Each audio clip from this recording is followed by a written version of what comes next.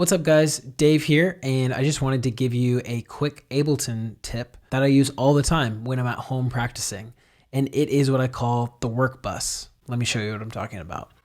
So we're here in Ableton, right? Usually when you're playing live, it's super common to have an interface with a bunch of different outputs. Usually, at least if you're playing tracks, you may have keys outputs, tracks outputs, click, all that stuff. So I'm used to playing with my Play Audio by iConnectivity. It has 10 outputs and I usually use 8 of them. 1 and 2 are for like piano or like percussive tones. 3 and 4 are for synthetic tones. 5 and 6 are usually for tracks. 7's for click, 8 is for cues. But when I'm at home practicing and I pull up a session that I want to get ready to, take to the live setting, most of the time I would have to like redo all of my outputs at home. Then when I get to church or get to wherever I'm playing and plug in my other interface, I would have to change all the outputs back. So today I'm going to show you how you can get away with not doing that. So I've got the session where all of my outputs are over here to the left. This is just how I have my session set up. So I've got my 1, 2 out, 3, 4, 5, 6, and 8 for cues, because our click obviously is coming out of this cue out right here.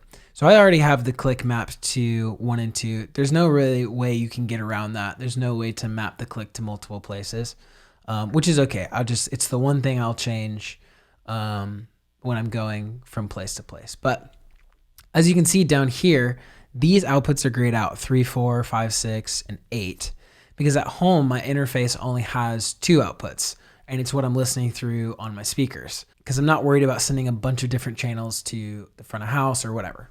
So right now, all you can hear, I have a pad on, piano on, and like another like little synth tone.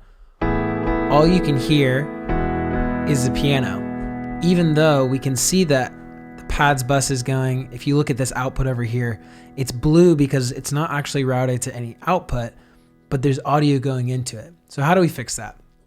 I'm going to show you how to make what I call a work bus.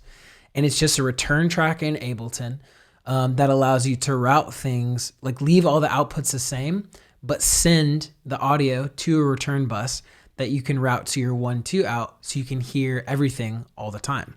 So what we're going to do is we're going to open up our returns. I've got a couple returns here that I use, and I'm going to open up my sends. And what I'm using is Command Option R for returns, Command Option S to toggle the sends.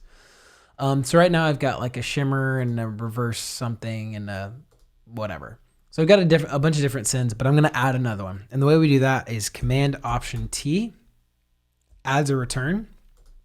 I'm going to label it work bus. I'm going to just expand it a little bit just so we can see what we're doing. And then I'm going to make the output an external out, and it's going to be 1 and 2 because I want it to go to my speakers.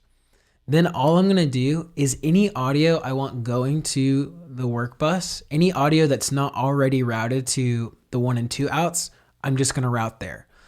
So if you don't have these output channels, like maybe you do all your routing from the bus level, then you'll take your buses and anything that's not 1 and 2, so I'll unselect these guys. You're just going to turn up send, whatever send it is. For me, it's send D. Or in my case, I've got these output channels over here. So I'm going to select everything except for the 1, 2. Turn up send D.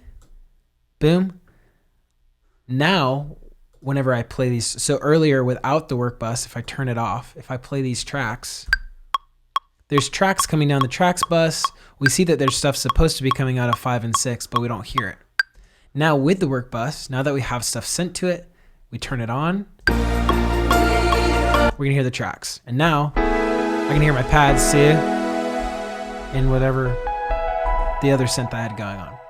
Now the only thing I do is when I get to church or plug into my interface, all I do is I open up returns, because usually I have them closed. So I open up returns and I just turn that off. Because once you're actually plugged into those outputs, if you leave the work bus on, like your pads, for instance, will go through your 1 and 2 out and your 3 and 4 out. And we don't want that. So whenever we're actually plugged into the interface with all the outputs, I just turn it off. And then when I get home, turn it back on so I can hear everything.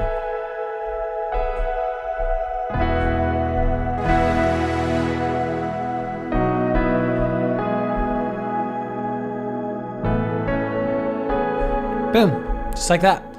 That was my little work bus Ableton quick tip. Hope it helps.